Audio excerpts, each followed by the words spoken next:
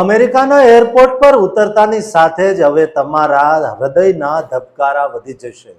વર્ષોથી જે સપનાના દેશમાં આપણે વટથી ફરતા હતા, ત્યાં અચાનક વર્દીધારી એજન્ટોનો જમાવડો જોઈને શું કોઈ અજાણ્યો ભય તમને સતાવી રહ્યો છે?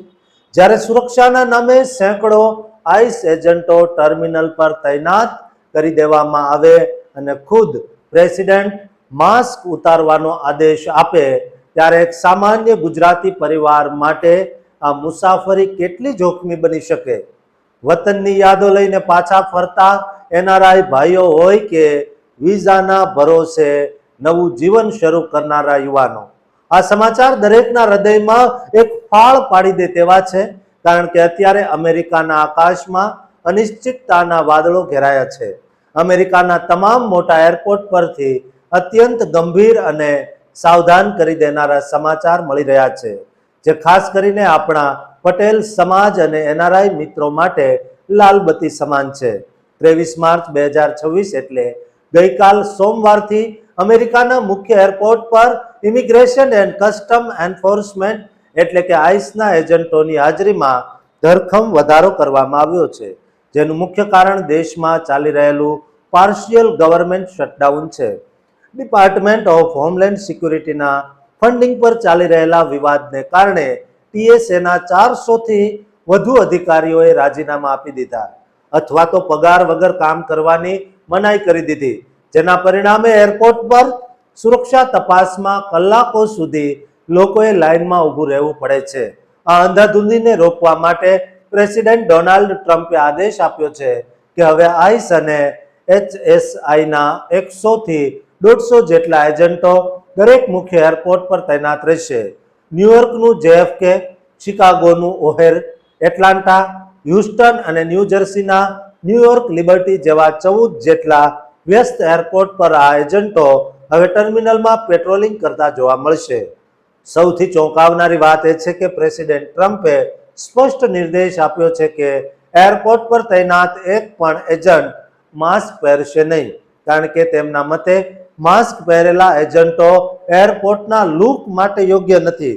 આ નિર્ણયને કારણે ગુજરાતી સમાજમાં ભારે ચર્ચાઓ અને ચિંતાઓ જાગી છે, કારણ કે વોટ્સએપ અને સોશિયલ મીડિયામાં અને સાવધાનીના સમાચાર તરીકે જોવામાં આવી રહ્યા છે. જે લોકો H1B વિઝા, ગ્રીન કાર્ડ કે અન્ય ટેમ્પરરી વિઝા પર અમેરિકામાં છે, તેમને ડર છે કે આઈસ એજન્ટોની હાજરી માત્ર ભીડ નિયંત્રણ માટે નથી, પરંતુ તે કોઈ પણ સમયે ઇમિગ્રેશન સ્ટેટસની તપાસમાં પણ ફેરવાઈ શકે છે. ગુજરાતી મીડિયા અને સામાજિક સંગઠનો અત્યારે અપીલ કરી રહ્યા છે, જો તમે અત્યારે અમેરિકામાં મુસાફરી કરી રહ્યા હો તો ખાસ સતર્ક રહેજો અને એરપોર્ટ પર માસ્ક ન પહેરવાના નિર્દેશનું પાલન કરજો, જેથી કોઈ બિનજરૂરી તપાસનો સામનો ન કરવો પડે. એટલાન્ટાના એરપોર્ટ પર સૌથી વધુ એજન્ટો તૈનાત કરવામાં આવ્યા અને તે પછી ફ્લોરિડા, ફિલાડેલ્ફિયા અને ફિનિક્સ જેવા શહેરોમાં પણ આ જ સખત પહેરો જોવા મળી રહ્યો છે.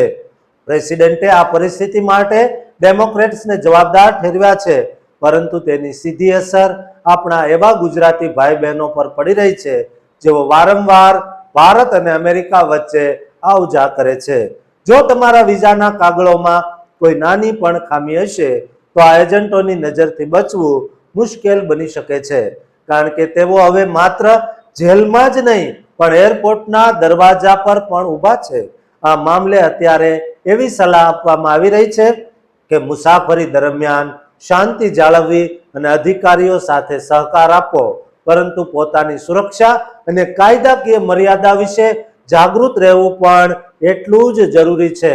જો તમે પણ આગામી દિવસોમાં અમેરિકા જવાનું આયોજન કરી રહ્યા હો તો આ બદલાયેલા નિયમો અને એજન્ટોની હાજરીને ધ્યાનમાં રાખીને જ નીકળજો. દોસ્તો, અમેરિકા રહેતા તમામ ગુજરાતીઓને આ વિડીયો સાવધાન કરવા માટે શેર કરજો અને આ ચેનલને સબસ્ક્રાઇબ કરવાનું ચૂકતા નહીં.